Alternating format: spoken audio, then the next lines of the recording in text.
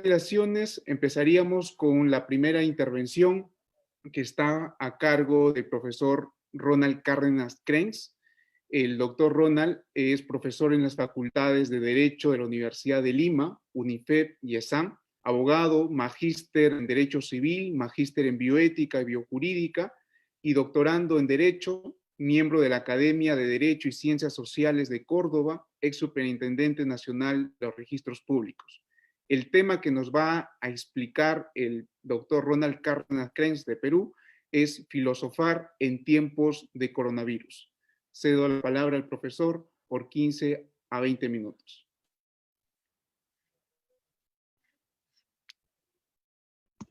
Muy buenos días. Agradezco en primer lugar la invitación para poder estar en este evento tan importante y tan interesante con distinguidos expositores de diferentes países.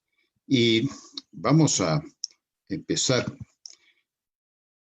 haciendo la conexión, revisando conexión. Tenemos ya el video, el audio. En todo caso, por favor, me avisan si es que hubiera algún problema con ya sea el sonido o con las vistas que van a acompañar esta exposición. Bien, miren, debo decirles que mi interés por el tema que hoy nos reúne no es meramente académico, sino personal. Y es que no fue mi intención meterme a él, sino fueron las circunstancias las que me llevaron ahí. Hace 25 años, mi esposa y yo nos casamos y para celebrar este acontecimiento, pues aprovechando la invitación a un evento académico, nos fuimos toda la familia a Italia y fuimos felices los cuatro. Pero llegamos un día de febrero en que justo los medios comentaban la primera víctima del coronavirus en Italia. Y entonces, teniendo ya todo pagado para ir a Milán, Venecia, Génova, tuvimos que pensar si cambiamos de planes o seguíamos con nuestro proyecto inicial. Y entonces, después de un largo pensar y una decisión que no fue fácil tomar, pues decidimos optar por lo segundo. E intentamos entonces que la compañía aérea nos facilitara, nos anticipara el regreso, pero lo cierto es que nunca lo permitieron. Y entonces tuvimos que quedarnos ahí, mirando todos los días las noticias, antes de levantarnos, a fin de ver a qué ciudad nos íbamos cada mañana escapando del coronavirus, viendo que de nuevo se sabía de la enfermedad y en todo caso cuántos eran los muertos del día. Nos salvamos felizmente, pues no nos contagiamos, pero igual el virus llevó a nuestras inquietudes para quedarse ahí por mucho más de 14 días. Lo anecdótico de esto es que, bueno, pues llegué a Italia y justo fue la noticia del primer fallecimiento. Luego, el día 4 de marzo, llegué a España y justamente en los periódicos está la noticia del primer fallecimiento. Luego llegué al Perú y llegó también el coronavirus, así que pienso que la próxima vez que viaje voy a tener algún problema de migraciones. Pero en fin, vamos con el tema de nuestra exposición. Paolo Giordano es un escritor italiano que ha publicado recientemente un libro que se llama Tiempos de Contagio, en donde a propósito del coronavirus, dice él que el contagio es una invitación a pensar. Y de hecho, toda esta pandemia es una invitación a pensar, sin duda alguna. Y es que el coronavirus no solamente sirve para hacer creativos memes. Los efectos disruptivos de esta pandemia son tales que estamos sin duda alguna ante el surgimiento de un nuevo orden mundial, el cual, siguiendo a Juan Luis Cebrián en un reciente artículo de Diario El País, ha de plantearnos severas interrogantes acerca del futuro de la misma humanidad, de la democracia, del capitalismo, de los derechos humanos. Por lo que entonces, dice él, es hora de los filósofos. Y entonces, de hecho, una cosa a tener en cuenta es lo advertido recientemente por Yuval Harari en una entrevista, en donde anota él que es necesario controlar las decisiones que tomen los políticos en estos momentos. Pues es ahora que se está determinando el futuro. reconfigurándose el planeta, no cuando se acabe la pandemia. Pero el impacto de la pandemia no se queda, por cierto, en los estados ni en lo político. El coronavirus puede que no haya infectado a todos, pero lo que sí está sacando a la luz lo mejor y lo peor de nosotros. Por un lado tenemos a la señora que comparte lo poco que tiene para dar de comer a personas que no tienen cómo volver a casa. Está el personal de salud, por supuesto, las fuerzas del orden, las cajeras de los supermercados, los maestros de escuela que en una semana tuvieron que aprender a dictar clases online y programarlas. Pero sobre todo está alguien, un grupo de personas a quien nadie sale a aplaudir en las calles a las 8 de la noche. Y son las personas mayores, aquellas personas más vulnerables que viven estoicamente la angustia de poder ser mañana las próximas víctimas. Por otro lado, está el tipo que sale a correr o a hacer surf en plena cuarentena. El señor que sale a comprar su pancito del día porque no puede estar sin él. Los que abusan y elevan los precios de sus productos. Las empresas que se aprovechan de la situación para botar gente. Los vecinos que quieren echar de su edificio, ya sea en Cali, Florencia o Córdoba, a ese otro vecino que es médico por el temor al contagio. Ahora bien, el lenguaje juega su partido aparte en esta coyuntura. Fíjense ustedes que se habla frecuentemente de médicos que están en el frente, en la trinchera, en la primera línea de batalla. Se habla del enemigo invisible, de la batalla contra el COVID-19. Algo muy distinto al discurso, por ejemplo, que diera hace unos días la reina de Inglaterra o lo que dijera la canciller alemana Angela Merkel. Y entonces la pregunta es, ¿será porque aquellos países ostentan mejores credenciales democráticas? ¿Será que nuestros pueblos necesitan de las referencias bélicas para comprometerse en esta situación? En todo caso, como observa Ramón Lobo en un artículo reciente, hablar de guerra en esta situación puede ser un insulto a quienes de verdad están en guerra. Siria, Libia, donde sea, en donde no puedes ir a comprar al supermercado, mirar Netflix en tu cama o sacar al perro, como si lo podemos hacer nosotros. En todo caso, hablar en términos bélicos sería solamente una licencia lingüística que hay que manejar con cuidado. Anota José Antonio Soane, hablando de España, pero algo que es muy aplicable a nosotros, que en el contexto en el que vivimos, dice él, existe un lenguaje bélico que se ha adivinado del discurso presidencial y gubernativo, aunque acompañado también de un lenguaje científico y un lenguaje emotivo. De ahí que cada día, aquí en Perú por lo menos a las 12, oímos al presidente dándonos a la vez un parte de guerra, un informe médico y un discurso motivacional. Un detalle curioso, ameno para la gente, pero trágico para la empresa, es que a medida que la enfermedad se propagaba por el mundo, la gente paralelamente fue dejando de consumir la cerveza Corona, la cual ni siquiera se produce en Italia, pero por un miedo extraño, por una insólita asociación de ideas entre el nombre del producto y la enfermedad, se dejó de consumir. Tanto así que la empresa mexicana acaba de anunciar que va a detener su producción.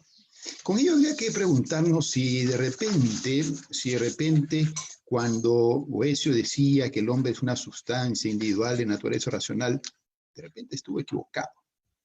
De repente sí, de repente no.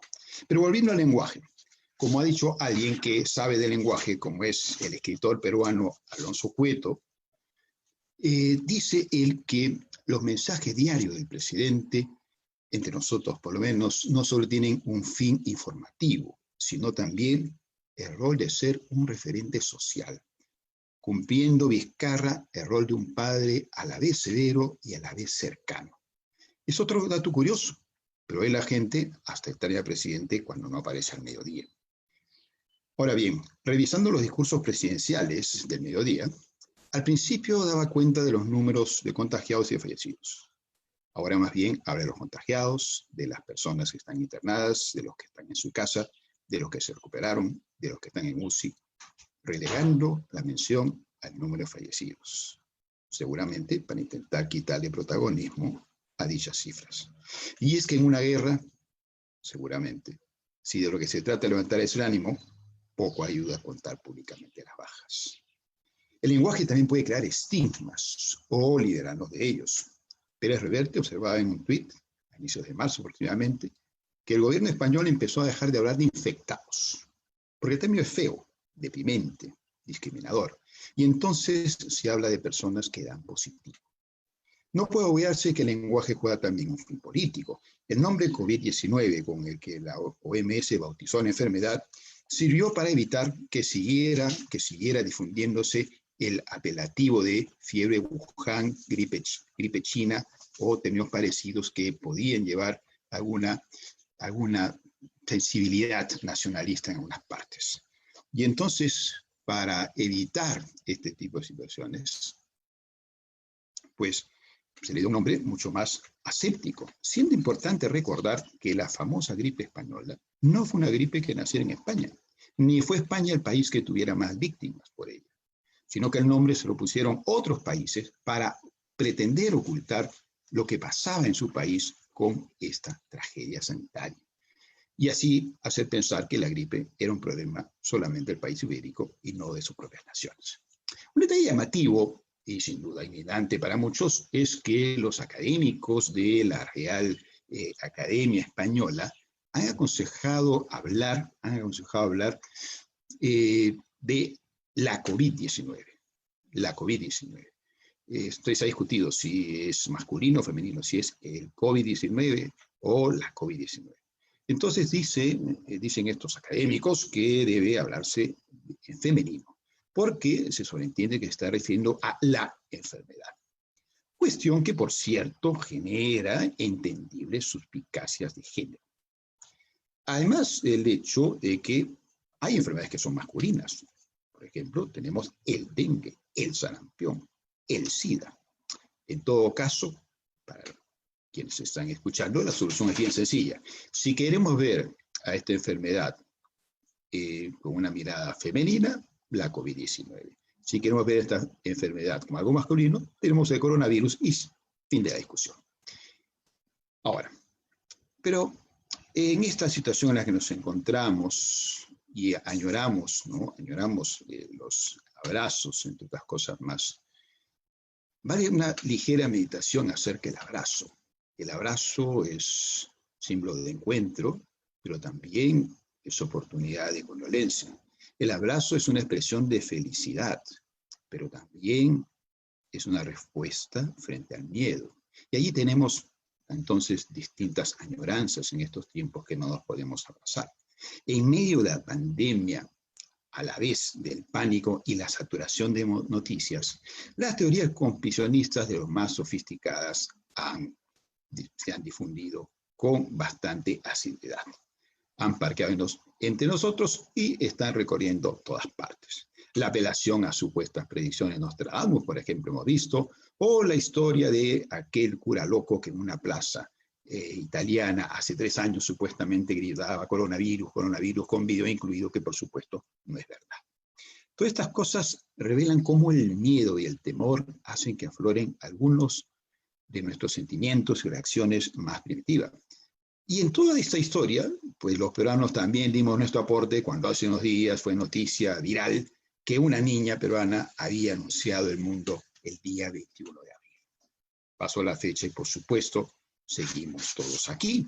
Pero en fin, estas cosas pues pueden ser a veces anecdóticas o a veces también pueden ser muy sintomáticas respecto a cómo somos las personas y cómo ante las crisis y en situaciones de desesperación de pronto dejamos de actuar todo lo racionalmente que pensamos que somos. Lo peor, sin embargo, no son estas cosas, no son estos miedos populares. Lo peor, entre tantas cosas, es que, así como en este contexto muchas especies animales han salido de los escondites a donde estaban relegadas, en estos tiempos han aflorado otras variedades de la especie humana. Ahí están, por ejemplo, los covidólogos, ¿no? Los covidólogos, ¿no? Que son esas personas que opinan con más autosuficiencia que cualquier científico. Tenemos los covidioses, aquellos que se creen inmunes a la enfermedad y creen que nada les va a pasar.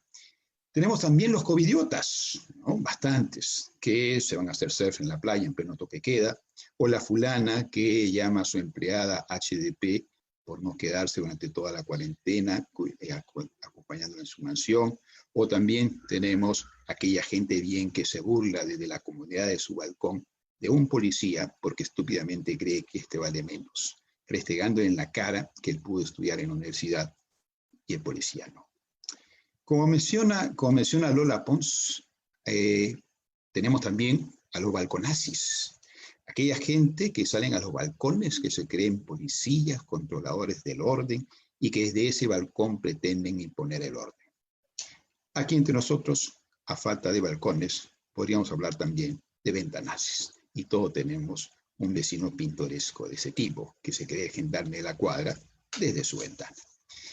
Sin embargo, entre tantos nominados en esta categoría de covidiotas, the winners, o más bien son, sin discusión, aquellos infames vecinos, ya sea en Cali, en Florencia, en Buenos Aires o en otras ciudades, porque la estupidez es una pandemia más contagiosa que el propio coronavirus, repudian a los médicos que viven en sus mismos edificios con frases colgadas en el ascensor como la que tienen ustedes a la vista. Ándate al edificio porque nos vas a contagiar a todos tus vecinos. Es por ello que podemos sostener que el virus, aun cuando no haya entrado a todos nuestros cuerpos, ya ha sacado y está sacando lo mejor y lo peor de nosotros. Y en tiempos en que empezamos a tildarlos de recios, paradójicamente ha hecho su aparición nuestra vulnerabilidad. Esto, pues, lleva a toda una serie de reflexiones que apelan a la necesidad de dejar nuestras soberbias, de dejar esa idealización, endiosamiento de nosotros mismos. Pero hay otra cosa también que ha hecho el virus. Fíjense ustedes que ahora salimos a la calle con mascarilla, con lentes, de repente con gorro, o de repente hasta con un traje distinto, etc. Y andamos por ahí, ahora todos por las calles como seres anónimos, esquivándonos los unos a los otros, sin tener la obligación de saludar a nadie, viviendo en público nuestra sociedad, compartiendo en silencio nuestros miedos, más libres, pero a la vez más solos. Se trata de un mundo extraño, en donde ya teniendo bastante con preocuparnos con las noticias verdaderas, nos dejamos llevar fácilmente por las fake news. Un mundo de compras online para unos y de banderas blancas para otros. Un mundo en donde la tecnología que nos separaba es ahora lo único que nos mantiene unidos. En donde, como dice Enrique Cortés, en un texto en el diario español La Vanguardia, la tecnología que criticamos es la que ahora nos mantiene unidos. Es un mundo extraño, pues si amas al otro, resulta que no debes abrazarlo. Un mundo en donde los fallecidos ya dejaron de tener nombre. Cada muerto ahora es solamente parte de una fría estadística. Un mundo en el cual, paradójicamente, para volver a ser libres, debemos encerrarnos. Tremenda paradoja. Al final, por otro lado, lo que se globalizó en este mundo no fue la riqueza, ni una ideología determinada, ni una cultura, sino una gripe malvada, que se ha dado el lujo de dejar encerrados en sus casas a cosas tan globalizadas como la religión, la buena comida o el fútbol. Un mundo donde, por ejemplo, en Estados Unidos, pues si en otras partes la gente corría a comprar papel higiénico, en varias ciudades norteamericanas iban a comprar armas de fuego. Un mundo en donde la gente se la ingeniaba para sacarle la vuelta a las normas y si uno supiera si reírse o llorar, como aquel señor que sacó a pasear a su perro de peluche para eludir el confinamiento en España. Historias a veces curiosas, anecdóticas y hasta cierto punto graciosas, como el marido infiel que se contagió en un viaje con su amante y que regresó a su país y hasta ahora la esposa no sabe qué fue lo que pasó. Y el peor hombre no sabe si tenerle más miedo al coronavirus o a la esposa que se puede enterar de aquella aventura con efectos tan inesperados. Un mundo en donde Pues, como nunca, la Plaza San Pedro estuvo vacía, absolutamente sola. Y el Papa, anciano, ya afectado por el paso inevitable de los años, caminaba lentamente, pero firmemente en sus convicciones, pensando en la tragedia de ese momento, pensando seguramente en que finalmente de pronto uno descubre que es un ser humano más. Y claro, mientras él caminaba ahí, muchas personas desde sus casas caminaban por él, bajo la lluvia. Y aquella Plaza San Pedro nunca antes había estado tan sola, pero nunca antes tantas personas se encontraron allí. La pandemia también ha llevado a revisar nuestras ideas. De repente algunos alejarse más de la fe, pero a otros más bien acercarse a ella. Ese es tema de otra historia. Este mundo, pues en medio de las historias tristes que hay, también tiene historias que nos devuelven la esperanza, como la de aquella pareja de ancianos que, separados por las medidas de seguridad, todos los días toman café desde el lado de la frontera que separa a Alemania de Dinamarca. Y son los que vemos allí. La vida es otra para todos y hay que aprovechar lo que hay en casa y en nosotros mismos. Y entonces el ingenio culinario ha inventado nuevos platos. Unos crean memes para hacer sonreír a los amigos y apaciguar la incertidumbre. Otros más bien cuentan los muertos del día. Convertimos nuestra casa en estos tiempos en un gimnasio improvisado, una academia de baile, un lugar para hacer pilates, además de nuestro refugio. La limpiamos como nunca, desempolvamos viejos juegos como también recuerdos. Y nuestra ventana a la calle es el Internet, desde donde escapamos de la rutina o concertamos aquella cita esquiva.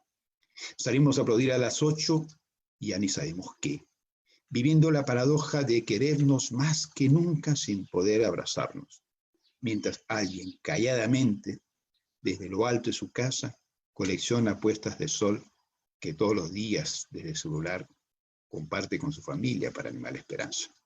Hemos descubierto también que la ciencia no era exacta. En verdad, eso ya se sabía, pero hoy día lo hemos visto con toda contundencia. La ciencia no es exacta, la ciencia busca la verdad. Y aquellas verdades que la ciencia asume que son tales, son verdades meramente provisionales. Y la ciencia avanza no tanto por las verdades que descubre, sino por las verdades que se trae abajo. Y descubrimos también, o pudimos verificar, la aplicación de la teoría del caos para explicar cómo el efecto mariposa influye tan tremendamente en nuestras vidas. Es tiempo para pensar, pero también es tiempo para actuar. Aislarnos socialmente es una cosa, despreocuparnos de los demás es otra. Y debemos tener en cuenta que tanto daño hace el miedo como la indiferencia. Es tiempo de dilemas éticos entre la salud de unos y el bienestar de todos, entre la atención a la enfermedad o a la economía, entre el dilema de salvar a uno o salvar a otro, sin saber si estamos haciendo lo correcto. Sin un derecho que pueda servir de guía en estas circunstancias tan difíciles, por lo menos en las más dramáticas, solo en manos de nuestra conciencia, de nuestra ética. Y es que en los momentos más difíciles, en aquellos momentos de desesperación y desesperanza, es nuestra moral el último refugio de los valores más nobles de la humanidad. Pero bien, y ya para ir terminando, siguiendo con la referencia tecnológica a la que hacíamos mención antes, es hora de resetearnos, de recrearnos, siendo, como dice Manuel Castells, el reset más profundo el que está teniendo lugar en nuestras mentes, el que está teniendo lugar en nuestras vidas. Es el darnos cuenta de la fragilidad de todo lo que damos por descontado. Es el darnos cuenta de la importancia de los afectos, del recurso a la solidaridad, de la importancia del abrazo, que nadie nos va a quitar, porque más vale morir abrazados que acoquinados, que amilanados, que acobardados. Un detalle adicional, ya solo para terminar.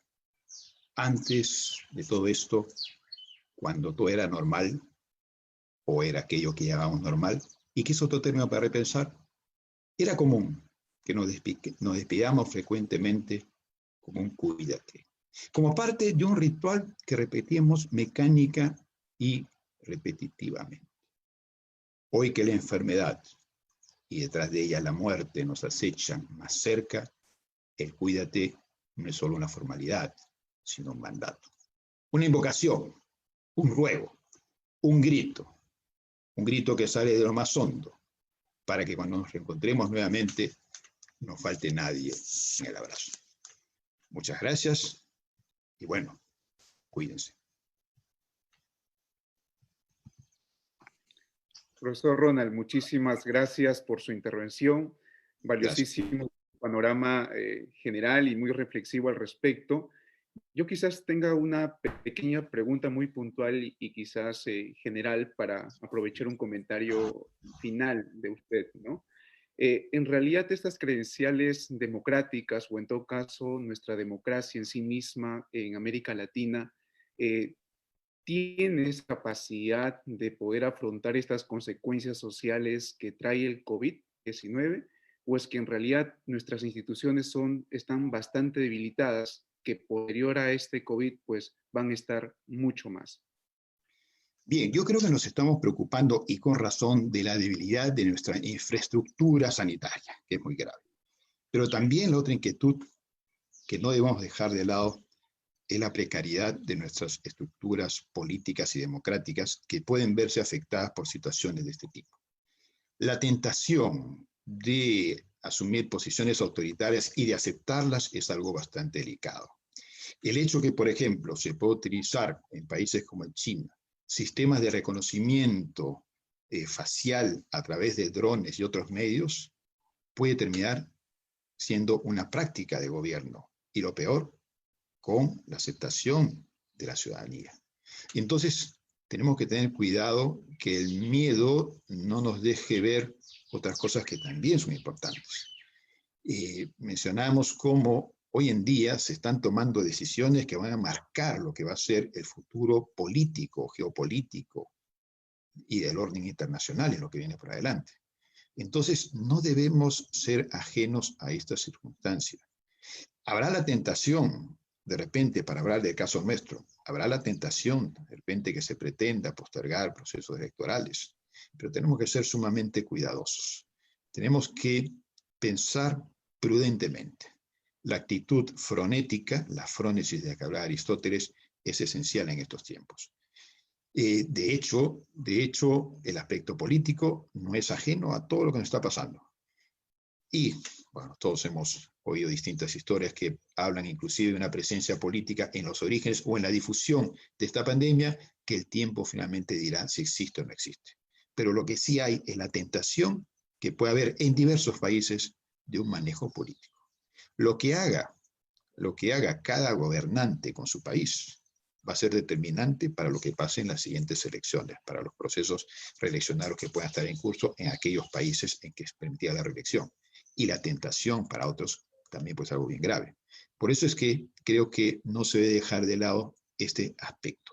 Más allá de preocuparnos, por supuesto, de lo fundamental que es nuestras propias vidas, tenemos que mirar las cosas con una perspectiva de futuro, una perspectiva integral y holística para preservar las instituciones básicas de nuestros sistemas jurídicos y la protección y defensa de los derechos fundamentales. Bien, muchísimas gracias, profesor, por su intervención. Ahora vamos justamente a propósito de este tema de las credenciales democráticas. El tema